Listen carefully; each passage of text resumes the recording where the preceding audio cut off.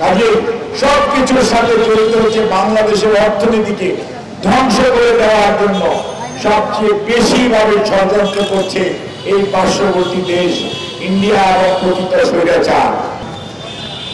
বাবরি মসজিদ আপনারা দেখেছেন এবং গুজরাটের কথায় কিভাবে আজকে ওই দেশের প্রধানমন্ত্রী সেটিও বাংলাদেশের মানুষ জানে। কাজে এমন অবস্থায় ওনারা আয়নাতে নিজেদের চেহারা দেখতে চান না, ওনারা খালি অন্যের চেহারা দেখতে আগ্রহী। তার কারণ ওনাদেরকে একটি আজ্ঞাবহ সরকার গত 8, 14, 18 এবং 24 সন থেকে ষড়যন্ত্রমূলকভাবে বাংলাদেশের আভ্যন্তরীণ রাজনীতিতে হস্তক্ষেপের মাধ্যমে তারা বসিয়েছিল গত 16 বছরের আন্দোলন সংগ্রাম, বিশেষ করে জুলাই আগস্টে ছাত্র জনতার অভ্যুত্থানের মাধ্যমে যখন তাদের সেই আজ্ঞাবহ সরকার পালিয়ে যেতে বাধ্য হয়েছে, তখন থেকেই তারা ষড়যন্ত্র শুরু করেছে কিভাবে বাংলাদেশকে ডিস্টেবিলাইজ করা যায়। আপনাদের মনে থাকার কথা, তাদের একটু বয়স হয়েছে, 91 সাল এরশাদের পতনের পরে 90 সালে এই পতিত স্বৈরাচার কলকাতাতে যে বলেছিল অমুক দল 10টি সিটও পাবে, এবং যখন ভোট হলো তখন নিজেদের চেহারায় যখন দেখলো তাদেরকে জনগণ সমর্থন করে নাই, তখন বলল একদিনের জন্য শান্তিতে থাকতে দিব না। অর্থাৎ এই আওয়ামী লীগ এমন একটি দল যারা গণতন্ত্রের কথা বলে, গণতন্ত্রে বিশ্বাস করে না। তার প্রকৃষ্ট উদাহরণ স্বাধীনতার পরে স্বাধীনতার যুদ্ধ হয়েছিল গণতন্ত্রের জন্য, মানবাধিকারের জন্য, সাম্যের জন্য, অর্থনৈতিক মুক্তির জন্য। কিন্তু তারা 72 থেকে 75-এর মধ্যে তারা একদলীয় শাসন ব্যবস্থা কায়েম করেছিল, পত্র পত্রিকা বন্ধ করেছিল এবং মানুষের মত প্রকাশের স্বাধীনতা বন্ধ করার জন্য 74-এর যে কারাগার, কালা কানুন, সেটিও তারা চালু করেছে।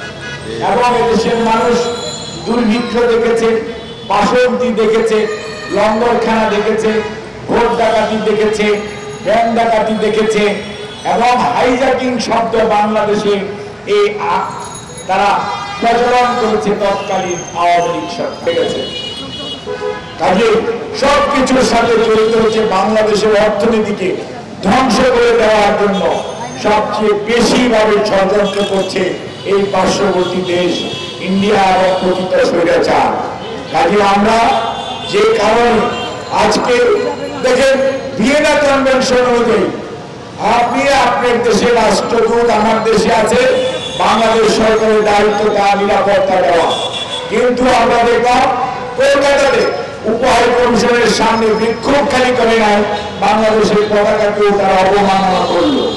আবার আগরতলা আমাদের সরকারি হাই কমিশনের অফিসে তারা আক্রমণ করলো এবং সেখানে আক্রমণ করে তারা আমাদের যারা কর্মরত স্টাফ ছিল তাদের জীবনের প্রতি হুমকিও দিল এবং সেখানেও তারা আমাদের পতাকাকে অবমাননা করলো। অর্থাৎ সরকারি হাই কমিশনের অফিসে আক্রমণ করা মানে বাংলাদেশকে আক্রমণ করা। এই জিনিসটি মনে রাখতে হবে। ভিয়েনা কনভেনশন এটাকে সাপোর্ট করে না। এই দায়িত্ব অবশ্যই ভারত সরকার বা মোদী সরকারকে নিতেই হবে। আজকে তারা জোর গলায় বলে, কি বলে, জাতিসংঘের শান্তিরক্ষী বাহিনী নাকি দরকার। আরে বাবা, তোমার এখানে সম্পদের অধীনে একটা মসজিদের জায়গায় 5 জন মুসলমানকে তারা মেরে ফেললো, কই সেখানে তো জাতিসংঘের জন্য বলো না, এদের জন্য বললো। তোমার গুজরাটে এত বড় কিলিং হলো, তুমি তো বললা না।